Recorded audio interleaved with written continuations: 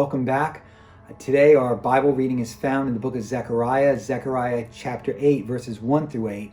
And verse 6 says this: "This is what the Lord Almighty says, it may seem marvelous to the remnant of this people at that time, but will it seem marvelous to me, declares the Lord Almighty." Have you ever held a newborn baby and just marveled at the fact that this new bundle of life is filled with all of the potential to become someday a grown man or woman? Now with a grandson who's just a few months old, I can't help but kind of hold little Jesse in my arms and marvel at the fact that wow, I've got a grandson and my son has a son. To me, it's just so marvelous.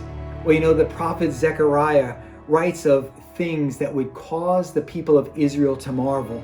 As the prophet looked ahead in time, he sees a day when God would step into their world and bring about the renewal of all things. Messiah would come and everything would be made new, and it would seem marvelous to the people.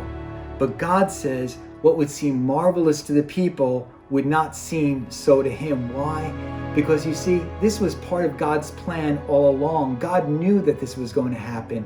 And well, it's just the way God is. It's what God does. He brings about life. He brings about renewal and restoration and salvation. For God, it's kind of ordinary, and yet to us, well, it's marvelous.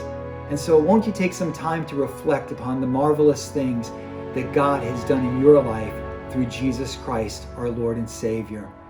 Let's pray. Father, we do thank you today that you are our God who does marvelous things for his people. And Lord, today we just give you thanks for all you've done in our lives through Jesus. And it's in his name we pray. Amen. God bless. Thanks for being with us.